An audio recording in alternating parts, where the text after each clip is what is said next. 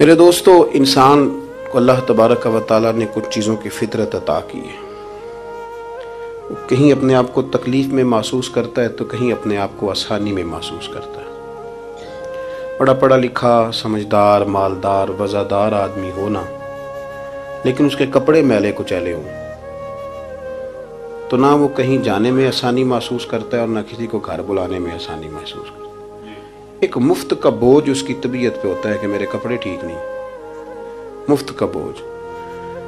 لیکن بندہ بالکل ان پڑھ ہو، سادہ ہو، گھر ٹوٹا ہوا ہو، لیکن اس کے کپڑے ٹھیک ہوں، اٹھنا بیٹھنا، ابھی نہا کے آیا ہو، استری والے کپڑے پہنے ہو، تو کہیں بیٹھتے ہوئے ذرا ہچکچاہٹ نہیں محسوس کرتا۔ آپ خود جب اپنے وہ کپڑے اتار لیتے ہیں نا، ان کو مٹی لگی ہوئی تھی، کہیں گرد لگ گئی تھی، تو خود بھی اپنے آپ کو آسانی میں محسوس کرتے ہیں۔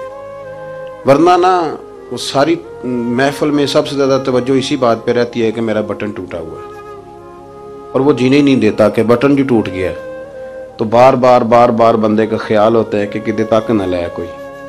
یہ نفسیاتی مسئلہ ہے، اس کو سمجھیں۔ انسان فطرت کے ہاتھوں بعض اوقات مجبور ہوتا ہے۔ جس طرح انسان کا ظاہری حلیہ ٹھیک نہ ہو تو پورے سکون میں نہیں ہوتا، اسی طرح اگر باطن پہ کوئی بوجھ ہو نا،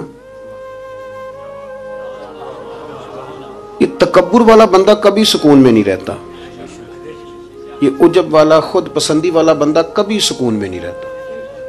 بیماری لگ جاتی ہے نا میری طرح کے کچھ لوگوں کو، بزرگوں کی بات نہیں کرتا کہ ہمیں سٹیج پہ ہونا چاہیے، میں چودھری صاحب ہوں، میں مالدار ہوں، میں علاقے کا بڑا ہوں، میں درویش ہوں، میں صوفی ہوں۔ آپ یقین کریں کہ ان کو پیچھے بیٹھ کے محفل سننے کا مزہ ہی نہیں آتا۔ وہ ساری محفل میں یہی سوچ رہے ہوتے ہیں کہ کدی کوئی اگے ساتھ لے نا۔ یہ بیماری ہے، یہ سکون نہیں لینے دیتی۔ یہ ایک مسئلہ ہے، خود پسندی، حسد، عجب، کبر، یہ مسائل ہیں۔ آپ جو مرضی کر لیں، یہ آپ کو سکون نہیں لینے دیں گے۔ کسی بندے کا یہ ذہن بن جائے نا کہ میں جانا جاؤں، میں پہچانا جاؤں، تو آپ یقین کریں کہ وہ منتیں کرتا ہے کہ یار کوئی مہربانی کرو، میرا بھی ذکر کرو کہیں۔ شیخ سعدی رحمۃ اللہ علیہ فرمایا کرتے تھے کہ لکڑی کو گھن اتنی تیزی سے نہیں کھاتی جتنی بڑے لوگوں کو خوشامد تیزی سے کھا جاتا ہے۔ ان کا بس نہیں چلتا، ورنہ دو بندے رکھ لیں 8 گھنٹے کی ڈیوٹی پہ کہ میری تعریفیں کیا کرو، بس نہیں چلتا۔ یہ باطن کے جو میل کچیل ہے نا، میرے رسول کریم کا کمال یہ ہے کہ حضور نے نظر کرم سے سارے ہی دور فرما دیے۔ اور محبوب کے اپنوں نے جب نبی پاک سے دلیل مانگی نا کہ آپ اللہ کے نبی ہیں تو اس کی دلیل کیا ہے، اپنوں نے دلیل مانگی، قریش نے۔ اپنوں کو منوانا ذرا مشکل ہوتا ہے نا، یہ اللہ کا قانون ہے، اس نے چراغ کے بالکل نیچے اندھیرا بنا دیا ہے، اس کا قانون ہے، کیا کیا جائے، نہیں مانتے۔ اپنوں کو منوانا، قریبیوں کو۔ انہوں نے جب، میرے ایک دوست نے مجھ سے کہا کہ ایک نہیں سمجھ آئی کہ جب کوہ صفا پہ حضور نے کہا تھا کہ میں اگر تمہیں کہوں کہ اس طرف دشمن کھڑا ہے تو سارے کہہ رہے تھے ہم آپ کی بات مانیں گے، تو میں نے کہا وہ سرکار کو ماننے کی بات تھی۔ یہاں بھی بہت سارے لوگ ہیں وہ کہتے ہیں حضرت صاحب آپ کی عزت بڑی کرتے ہیں پر چپ کر جائیں، سیاست کا نام نہ لینا۔ میری بات کی سمجھ آ رہی؟ آپ کی عزت بڑی کرتے ہیں پر چپ کر جائیں، آپ نے یہ نہیں کہنا کہ سود نہ کھاؤ، بالکل آپ نے یہ نہیں کہنا کہ چودھری صاحب کے بچے کی شادی پہ بینڈ باجا نہیں ہونا، چونکہ ہم تو عزت کرتے ہیں۔ عزت کرنا اور ہوتا ہے اور بات ماننا میں فرق ہوتا ہے نا جی۔ کچھ لوگ حیا کرتے ہیں پر بات، لیکن زیادہ خوشی اسی کی ہوتی ہے جو حیا بھی کرے اور بات بھی مانے۔ تو اپنوں نے جب دلیل مانگی نا کہ آپ اللہ کے رسول ہیں تو اس کی دلیل کیا ہے، تو اللہ کریم نے فرمایا محبوب ان سے فرمائیے فقد لبثت فیکم عمرا من قبلہ، وہ باہر سے تو نہیں نہ آیا، میں نے تمہارے درمیان عمر کا حصہ گزارا ہے، افلا تعقلون، کیا تمہیں عقل نہیں؟ میری طرح کا کوئی سچا ہے تو دکھاؤ، کوئی صادق اور امین ہے تو دکھاؤ۔ تمہارے بیچ نبی کریم کا نا اٹھنا بیٹھنا چلنا پھرنا یہ اس طرح کا تھا کہ کوئی چیز کسی پر بوجھ نہیں بنتی تھی، بلکہ جو دیکھتا جاتا تھا مدینے والے کا غلام بنتا جاتا تھا۔ ہم نا آپ یقین کریں کہ اگر نکل آئے نا، آ جائیں سادگی پہ، سادی زندگی بڑی آسان ہوتی ہے، بڑی آسان۔ یہ جو بچے 4,500 روپیہ لگا کے بال کھڑے کراتے ہیں نا سر پہ، یہ پھر پریشان بھی رہتے ہیں کہ اتنے پیسے لگا دیے دیکھا کسی نے بھی نہیں۔ اور جو بزرگ ابھی آیا نا، اس نے گھاس کاٹی ہے، بھینسوں کو چارہ ڈالا ہے، کپڑے بس اس نے جلدی سے پہن لیے صحیح استری، اس کو کوئی فکر نہیں، کوئی دیکھے تب بھی ٹھیک ہے، نہ دیکھے تب۔ نبی پاک صلی اللہ علیہ وسلم نے انسان کو کہا کہ اندر کا بوجھ اتار دے ورنہ تیرے لیے جینا مشکل ہو جائے گا. یہ اتار دے اندر کے سارے بوجھ، یہ جھوٹ کا بوجھ، یہ عداوت کا بوجھ، یہ حسد کا بوجھ. اعلیٰ حضرت بریلوی رحمۃ اللہ علیہ ملفوظات شریف میں فرماتے ہیں کہ حسد کرنے والا سامنے والے بندے پہ اعتراض نہیں کرتا، بلکہ حسد کرنے والا اللہ کی تقسیم پہ اعتراض کرتا ہے. وہ کہتے ہیں اسے کو دیا ہے مجھے دینا چاہیے تھا. بحث کرتے ہیں لوگ، اپنے گھر بیٹھ کے دلائل جمع کرتے ہیں. کبھی کسی شخص کے بارے میں آپ ذرا قرآن مجید پڑھیں اور میرے رسول کریم صلی اللہ تعالی وسلم کی احادیث کا مطالعہ کریں. قرآن تو حضرت موسیٰ کی شان بھی بیان کرتا ہے، حضرت یوسف کے تذکرے نہیں بیان کرتا قرآن، جناب عیسیٰ روح اللہ کی عظمت قرآن بیان نہیں کرتا. اعلیٰ حضرت بریلوی رحمۃ اللہ علیہ کے سامنے کسی نے شعر پڑھا کہ شان یوسف جو دبی تو وہ بھی اسی در پہ دبی، تو اعلیٰ حضرت فرمانے لگے تمہیں غلطی لگ گئی ہے، میرے نبی کسی کو دبانے نہیں آئے. تو بندے بڑے حضرت ہوتے ہیں نا جی، اعتراض تو پڑا ہے ابھی باٹتے پہ ہے. تو کہنے لگا جی شعر پہ اعتراض کرنا آسان ہے پر شعر کہنا مشکل ہے. تو فرمانے لگے چلو کہہ بھی دیتے ہیں. اس نے کہا دی اب کہیے. تو فرمانے لگے شعر یوں کہو کہ شان یوسف جو بڑی وہ بھی اسی در سے بڑی، شان یوسف جو بڑی تو وہ بھی اسی. عزت دینے سے آپ کوئی کمزور ہو جائیں گے؟ کوئی نقصان ہو جائے گا کسی کو عزت دینے سے؟ کیا فرق پڑتا ہے؟ لیکن آپ یقین کریں کہ وہ اتنی مصیبت بنی ہے عزت لینے کی، پروٹوکول لینے کی، اپنا آپ منوانے کی، اتنی زیادہ. بلکہ وہ لوگ جن کو بالکل اس چکر میں نہیں پڑنا چاہیے تھا، درویش لوگ، وزیروں کا بھی استقبال ہو رہا ہوتا ہے اور پیروں کا بھی استقبال ہو رہا ہوتا. کوئی وزیر چڑھ جائے روڈ پہ تو رستہ غریب آدمی کو پھر بھی نہیں ملتا، تو کوئی تگڑا پیر چڑھ جائے تو پھر بھی نہیں رستہ ملتا. حالانکہ یہ درویش ہیں، یہ فقیر ہیں، یہ فقر کا درس دیتے ہیں، لیکن چاؤ ہی پڑا ہے. میرے رسول کریم صلی اللہ علیہ وسلم نے سادہ اور سمجھ والا اور عین طبیعت کے مطابق جس میں کسی بندے کو کوئی مشکل نہ ہو. پتہ ہے میرے محبوب کا کمال یہ تھا کہ نبی کریم تک رسائی بڑی آسان تھی. ہر بندہ بڑی آسانی سے پہنچ جاتا، بڑی آسانی سے. بخاری میں بھی حدیث ہے لیکن قاضی اعجاز رحمۃ اللہ تعالی علیہ نے بڑے پیار سے لکھی ہے اور انوکھا رنگ ان کی تحریر میں اچھا لگتا ہے. حضرت انس بن مالک رضی اللہ تعالیٰ عنہ فرماتے ہیں کہ ملک شام کا ایک شخص حضور کی بارگاہ میں حاضر ہوا اپنے بادشاہ کا کوئی پیغام لے کے. غریب آدمی نا ویسے ہی طبعاً ہی تھوڑا سا مایوس ہوتا ہے، ڈر رہا ہوتا ہے، وہ سہما ہوا ہوتا ہے. لیکن حالات کے سہمے ہوئے لوگوں کو بتا دو حالات بدل جاتے ہیں، ایک جیسے نہیں رہتے. لیکن یہ بیچارے سہمے، یہ ہر جگہ ڈر رہے ہوتے ہیں. یہ آستانوں پہ بھی ڈر کے پیچھے بیٹھے ہوئے ہوتے ہیں، آستانوں پہ بھی پروٹوکول مل رہا ہوتا ہے جس کی جیب تگڑی ہوتی ہے.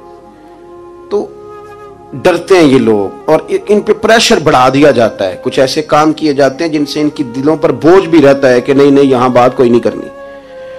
حضرت انس بن مالک رضی اللہ تعالیٰ عنہ فرماتے ہیں جب وہ آیا نا نبی کریم کی بارگاہ میں تو وہ کانپنے لگا. کوئی بات بھی نہیں ہوئی، کوئی ایسا مسئلہ بھی نہیں ہوا، لیکن وہ کانپنے لگا اور تھر تھر کانپنے لگا. تو اللہ کے رسول صلی اللہ علیہ وسلم نے اسے فرمایا کہ کیوں ڈرتے ہو، کیا بات ہے؟ کہنے لگا میں مدینے کی جو ریاست ہے اس کے سربراہ کے پاس آیا ہوں. غریب آدمی ہوں، ڈر لگتا ہے کوئی ایسی بات نہ ہو جائے کہ آپ ناراض ہو جائیں. تو انہوں نے تو دیکھا تھا نا ان لوگوں کو کہ جو جانور کو مالک کی مرضی کے بغیر چھاؤں میں باندھ دیتے تھے تو مار پڑتی تھی. اتنا سیانہ ہو گیا تو مرضی کرے گا، مجھے ڈر لگ رہا ہے. حضرت انس بن مالک کہتے ہیں بات کہاں کی تھی چلی کہاں گئی. اس نے کیا کہا اور پھر جواب میں میرے محبوب نے کیا فرمایا. آپ ذرا بات کا لیول دیکھیں اور حضور کی گفتگو کا سٹیٹس دیکھیں. یہ وہ لوگ، یہ وہ تربیت ہے جو لوگوں کے دلوں اور روحوں تک اترتی ہے. میرے نبی کریم صلی اللہ تعالی علیہ وسلم نے بات سنی تو حضور رو پڑے اور اتنا روئے کہ گھٹنوں کے بل زمین پر بیٹھ گئے. جناب انس بن مالک فرماتے ہیں حضور فرمانے لگے نہ بھائی تو کسی بادشاہ کے پاس نہیں آیا، نہ تو کسی حکمران کے پاس نہیں آیا، تو اس بیٹے کے پاس آیا ہے جس کی ماں گوشت کے خشک ٹکڑے کھا کے بھی رات گزار لیا کرتی. میری ماں تو گوشت کے خشک ٹکڑے کھا کے رات گزار لیتی تھی، نہ تو کسی. حضرت انس بن مالک کہتے ہیں اس نے بات سنی تو وہ بھی رو پڑا اور میں نے سنی تو میں بھی رو پڑا. دوستو رسول کریم دیکھیں نا ہم لوگوں نے کس طرح کا لیول بنایا ہوا ہے. ابھی تک وہ جو دولت کا رٹا ہے تھوڑا بہت وہ ابھی تک چلتا ہے. ابھی تک خاندان کے اندر کوئی بندہ امیر ہو جائے تو چودھری بھی وہی ہوتا ہے، سیانا بھی، میرا تو خیال ہے پیر بھی وہی ہوتا ہے، شرط یہ ہے کہ اس کے پاس پیسے ہونے چاہیے، وہی شیخ ہوتا ہے، سارا کچھ وہی ہوتا ہے۔ نبی پاک صلی اللہ علیہ وسلم نے ہمیں کہا کہ یہ تمہارے اندر کے بوجھ ہیں، ماہا کافی صدرک، گناہ جو ہوتا ہے یہ کھٹکتا ہے سینے میں، یہ بندے کو پریشان کرتا ہے، بندہ تکلیف میں ہوتا ہے، کسی کو پتہ نہ چل جائے۔ ہم لوگوں نے آہستہ آہستہ کر کے نا احساسات کی دنیا چھوڑ دی ہے، ہمارا مزاج نہیں، چھوٹی چھوٹی باتیں ہوتی ہیں لیکن ہم توجہ نہیں نہ کرتے۔ کوئی اتنا مشکل بات نہیں کہ رات کو بیٹا پھل لے کے آیا تو اپنی بیوی کے کمرے میں چلا گیا۔ لوگ اس کی ماں کو اور اس کے باپ کو یہ بات آسانی سے کہہ دیتے ہیں کہ آپ حوصلہ کریں، دفع کریں، جو کر رہا ہے کرنے دیں، لیکن جس بندے کی کل کمائی اس کا پتر ہو اور بھری جوانی میں جس نے کہا ہو بیوی سے کہ چل میں پرانے کپڑوں پہ عید گزار لوں گا، تو نئے کپڑے بچوں کے لے آ، جس نے 30 سال سعودی عرب میں، دبئی میں، مسقط میں، پردیس میں گزارے ہوں اور وہاں کمبل بھی نہ بدلا ہو کہ چلو بچے میرے پڑھ جائیں، اس کی کل کمائی باغ تیرے دی کر کر راکھی، ساری عمر گزاری، تو جدوں یہ باغ پکن تے آیا لے گئے اور وپاری، تو وہ پھر جا کے تو 6 کنو رکھ کے پلیٹ میں اپنی بیوی سے کہتا ہے جا ابا جی کو دے آ۔ یہ کہنا آسان ہے باپ کو کہ تو صبر کر، حوصلہ کر، پر وہ باپ جب پیچھے پلٹ کے دیکھتا ہے تو کہتا ہے دنیا نے تو تجھے تحفہ دیا ہوگا، میں نے تو جوانی تجھے دے دی، خوشیاں ساری تیرے نام کر دی، اور تو میرے ساتھ یہ سلوک کرنے چلا۔ احساسات نہیں، اس کو پتہ ہی نہیں، روز دوست کو ٹیلی فون کرتا ہے کہ آج باہر سے کھانا کھائیں، کبھی ابا جی کو بھی کرنا کہ ابا جی آج میرے بغیر روٹی نہ کھانا، میں آؤں گا تو مل کے کھائیں گے۔ کبھی کہے اماں کو کہ اماں مجھے بڑے بڑے ریسٹورنٹ میں وہ مزہ نہیں آیا کہ تیرے ہاتھ کے چاولوں کی روٹی میں مزہ آیا، آج پکا نا۔ مجھے لگتا ہے اماں کو راشا بھی ہو تو پھر بھی وہ تیرے لیے محنت کرے گی، لیکن احساس ضروری ہے نا، وہ ہم پیدا نہیں کرتے، وہ ہماری توجہ نہیں جاتی۔ صاحب طبقات کہتے ہیں نبی کریم صلی اللہ تعالی علیہ وآلہ وسلم نے نا جب صحابہ کرام آئے تھے مکہ مکرمہ سے مدینہ طیبہ، تو آپ نے سن رکھا ہے کہ انصار مدینہ نے اپنی جائیدادیں بھی تقسیم کر کے آدھی آدھی مہاجرین کو دے دی تھی، تو ان میں ایک حضرت ام ایمن بھی تھی، نبی کریم کی رضائی والدہ ہیں۔ یہ حضرت عبداللہ رضی اللہ تعالیٰ عنہ جو سرکار کے والد گرامی، ان کی آزاد کردہ لونڈی حضرت سیدہ طیبہ طاہرہ جناب آمنہ رضی اللہ تعالیٰ عنہ کی بھی بڑی خدمت کی انہوں نے۔ ان کو بھی ایک باغ ملا ہوا تھا۔ جب وہ خیبر کے علاقے فتح ہو گئے، یہودیوں سے بہت سارے علاقے لے لیے، تو اللہ کے رسول صلی اللہ علیہ وسلم نے فرمایا اب اس طرح کرو کہ یہ جو تم نے جائیدادیں لی ہوئی ہیں نا انصار سے، یہ واپس کر دو اور تمہیں اس میں سے دے دیتے ہیں۔ حضور علیہ السلام نے انصار مدینہ سے بھی کہا کہ میں ان کو یہ جائیدادیں دے کے اور تمہاری واپس کرانے لگا ہوں، تو انصار نے تو وہاں بھی بڑا انوکھا جواب دیا کہ یا رسول اللہ ہماری والے بھی رہنے دے اور وہ والے بھی ان کو دے دیں۔ وَيُؤْثِرُونَ عَلَىٰ أَنفُسِهِمْ وَلَوْ كَانَ بِهِمْ خَصَاصَةٌ، یہ بھی ان کے پاس رہنے دے۔ محبوب نے فرمایا نہیں، میرا فیصلہ یہی ہے۔ حضرت ام ایمن رضی اللہ تعالیٰ عنہ کے حصے میں ایک باغ آیا ہوا تھا، تو محبوب کریم سید عالم صلی اللہ علیہ وسلم نے کہا اماں جی آپ کو کوئی اور باغ دے دیتے ہیں، یہ والا باغ واپس کر دیں۔ سیدھی سادی بی بی تھی، ناز تھا کہ میں نے حضور کی خدمت کی ہے بچپن میں، ناز تھا، کہنے لگی میں تو نہیں واپس کرتی،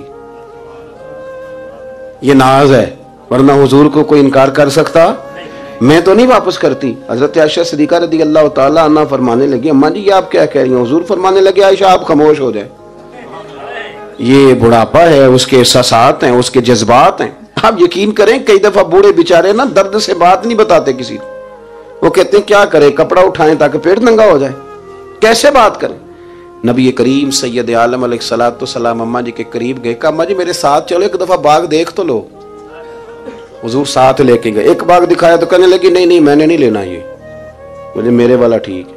حضور نے پھر دوسرا دکھایا، کہنے لگی یہ بھی نہیں مجھے پسند۔ محبوب نے تیسرا دکھایا تو کہنے لگی یہ تو میرے والے باغ سے بھی پیارا ہے، یہ میں لے لوں گی۔ جب وہ مسکرائیں تو حضرت عائشہ کہتی ہے میں نے حضور کی آنکھوں میں آنسو دیکھے، فرمایا الحمدللہ اس کا دل نہ راضی ہو گیا ہے۔ یہ طریقہ ہے میرے عزیز، تھوڑے احساسات تو پیدا کریں، تھوڑے اپنے جذبات۔ کتنی خود غرضی والی زندگی ہے کہ مجھے صرف میرا ہی خیال ہے، اور جو جہاں بیٹھا ہے نا، پتہ ہے ہم پریشان زیادہ کیوں ہیں؟ میں مولوی ہوں تو میں سارا دن یہی تقریریں کرتا ہوں، لوگ مولویوں کی عزت نہیں کرتے، لوگ مولویوں کی عزت نہیں کرتے، تو میں کہتا ہوں چھوڑیں یہ رٹا، عزت مانگنے کی کیا ضرورت ہے؟ اب منت مانگ کے عزت کرانی ہے؟ چھوڑیں، کوئی ضروری ہے؟ میں اس طرح کرتا ہوں کہ میں عزت کرنی شروع کر دیتا ہوں، میں کرتا ہوں نا 15-20 علماء کی عزت، چلو ہم آپس میں شروع کر لیتے ہیں تو خود بخود باقی بھی مسئلہ ٹھیک ہو جائے. بوڑھے لوگ ہر وقت شکایت کرتے ہیں عزت نہیں کی جاتی. عزت کیوں آپ بھیک مانگتے ہیں؟ کیا ضرورت؟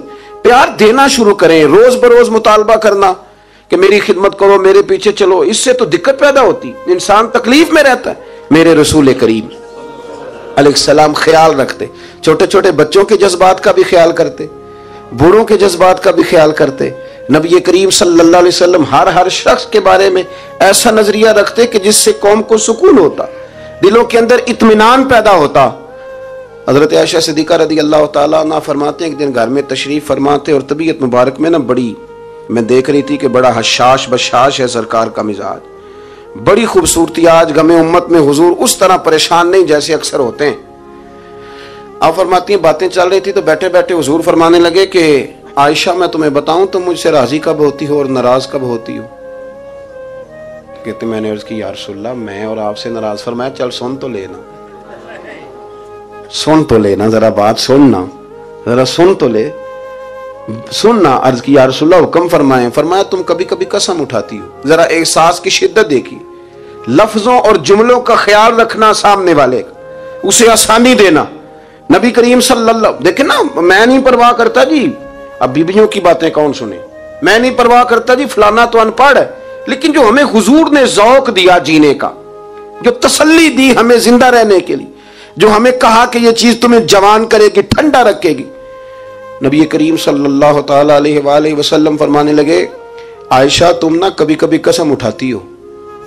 کہا یا رسول اللہ اٹھاتی ہوں. فرمایا جب تم تھوڑا بہت ناراض ہوتی ہو نا کہ کسی اور زوجہ کے پاس وقت زیادہ گزر گیا ہے تو پھر تم پتہ کس طرح قسم اٹھاتی ہو؟ تم کہتی ہو مجھے ابراہیم علیہ السلام کے رب کی قسم، اور جب تم راضی ہوتی ہو تو کہتی ہو مجھے محمد مصطفیٰ کے رب کی قسم. اور میں مجھے پتہ ہے. جناب عائشہ کہتی ہے میں رو پڑی. میں نے کہا محبوبہ بات بالکل اسی طرح ہی ہے، لیکن قربان جاؤں یہاں تک خیال رکھتے ہیں آپ حضور، یہاں تک احساسات ہے، یہاں تک. فرمایا مجھے پتہ ہوتا ہے کب تمہارا جذبہ کیا ہے اور کب تمہارا رنگ کیا ہے. دوستو یہ چیزیں جب نکل جاتی ہیں نا مزاج سے پھر آسانی ہو جاتی ہے. لیکن وہ ہمارا اپنے آپ کو پسند کرنا، اپنی طبیعت پہ ناز کرنا، اپنے آپ کو دیکھتے رہنا اور اپنی تعمیر میں اتنا غرق ہونا کہ باقی ساری خوبصورتیوں سے بھول ہی جانا، صرف نظر ہی کر لینا. تھوڑا تھوڑا پیار بانٹیں. اتنا اوپر کھڑے ہو کے نیچے دیکھو گے تو ہر چیز چھوٹی نظر آئے گی. کبھی کبھی نیچے کھڑے ہو کے بھی اوپر دیکھیں، انشاءاللہ بڑے بڑے قد والے لوگ دنیا میں ملیں گے، بڑے بڑے قد والے. بہت سارے لوگ مجھے کہتے ہیں کامل پیر نہیں ملتا. میں کہ نہیں ملتا، پیسے بندے دی جیب ٹھیر سارے ہوں تو پھر کامل پیر کیویں ملے؟ اور 2 MA وہ کر جائے چاہے سیپلیوں میں ہی پاس کر جائے پھر کامل پیر کیسے ملے؟ وہ ہو چودھری صاحب اور اس کو پیر مل جائے. ان 3 بندوں کو پیر ملتا، اس کے لیے تو تھوڑا نیچے اترنا پڑتا ہے نا جی. پہلے ہی جو برتن بھرا ہوا ہو تو اس میں پیر صاحب کیا ڈالیں گے؟ کوئی خالی ہوگی تو شے اندر آئے گی نا. اپنی زندگی میں تھوڑا سا لیول. حضرت خواجہ شمس العارفین سیالوی رحمت اللہ علیہ، خواجہ صاحب گزر رہے تھے تو ایک بچہ نا، ہمارے دیہاتوں کے بچے جو ہوتے ہیں نا وہ ان کا اپنا سٹائل ہوتا ہے اور وہ بڑے مست لوگ ہوتے ہیں. اصل مزہ وہی بچے اٹھاتے ہیں جو دیہاتوں کے، وہ جو زندگی گزارتے ہیں بڑی شاندار ہوتی. میں آپ کو تجربے کی روشنی میں کہہ رہا ہوں، میں نے دیہات بھی کھول کے دیکھے اور شہر بھی سارے دیکھے الا ماشاءاللہ. ڈھیر سارے شہر میں نے دیکھے اور میں نے اس میں دیکھا ہے کہ زیادہ سکھی یہی بچے رہتے ہیں جو مٹی میں بھی کبھی کبھی دوڑتے ہیں، ہاں جو سن لیتے ہیں تھوڑی بہت. آپ یقین کریں کہ سارے گاؤں کے بوڑھے ہی دادا ہوتے تھے اور سارے ہی چاچے ہوتے تھے اور سارے ہی. اب تو رٹا بن گیا، اب تو مسئلہ خراب ہو گیا، عجیب سی الجھن لوگوں نے پیدا کر دی. خواجہ صاحب رحمت اللہ علیہ گزر رہے تھے تو ایک بچہ بیری کو روڑے مار رہا تھا. روڑے سارے جمع کر لیے اور مارتا جا رہا ہے اور یہ بچے گاؤں کے جب یہ فائرنگ کرتے ہیں نا بیری پہ تو یہ روڑے پہلے جمع کر لیتے ہیں تاکہ پھر بے دریغ بغیر رکنے کے اپنا کام کرتے رہیں. تو مار رہا تھا تو حضرت شمس العارفین رحمت اللہ تعالیٰ علیہ آپ بھی گزرے، مریدین ساتھ تھے تو 1-2 روڑا نا حضرت کو بھی لگ گیا. تو فرمانے لگا پتر ذرا خیال کرنا میں بوڑھا آدمی ہوں، اس عمر میں تو زخم بھی ٹھیک نہیں ہوتے. اس نے بچے نے پلٹ کے دیکھا تو وہ تو جانتا تھا نا کہ چائے سے کیتلی زیادہ گرم ہوتی ہے، مرید ماریں گے. اس نے دوڑ لگا دی، بھاگا اور سر پٹ دوڑا. اور جب وہ تیزی کے ساتھ دوڑا نا، تیزی کے ساتھ، اللہ اکبر، تو خواجہ صاحب نے بھی مریدوں سے کہا اس کو پکڑ کے لاؤ، پکڑ کے لائے تو خواجہ صاحب فرمانے لگے دوڑتا کیوں؟ کہنے لگا جی 2 حرفی بات ہے، آپ ماریں گے، آپ کے مرید ماریں گے، روڑا جو لگ گیا۔ کیا انداز ہے بزرگوں کا، پیار بانٹنے کا، یہ چیزیں انسان کو بڑا میٹھا رکھتی ہیں۔ آپ یقین کریں پروٹوکول سے نکل آئیں آپ سوکھے ہو جائیں گے، آسان زندگی۔ خواجہ صاحب رحمت اللہ تعالیٰ علیہ فرمانے لگے ویسے تو کر کیا رہا تھا؟ کہنے لگا میں روڑے مار رہا تھا بیری کو۔ تو فرمایا بیری تجھے جواب میں کیا دیتی ہے؟ کہنے لگا جی وہ تو پھل دیتی ہے۔ تو آپ فرمانے لگے تو شمس العارفین کو بیری سے بھی کیا گزرا سمجھتا ہے؟ آپ اتر میرے سینے سے لگ، اور جو پھل میں تجھے دوں گا نا پہلے کبھی نہ کسی نے دیا ہوگا۔ تھوڑا لیول تو نہیں دیکھیں نا، ہمارے بچے بڑی آسانی سے کہہ دیتے ہیں میرے گاؤں کے لوگ جاہل ہیں جی سارے۔ تو میں کہتا ہوں جاہل کو جاہل کہہ کے جان چھڑانا تو آسان کام ہے، یہ تو آسان کام ہے، پر جاہل کو پکڑ کے عالم بنا دینا یہ مدینے والے رسول کا طریقہ ہے۔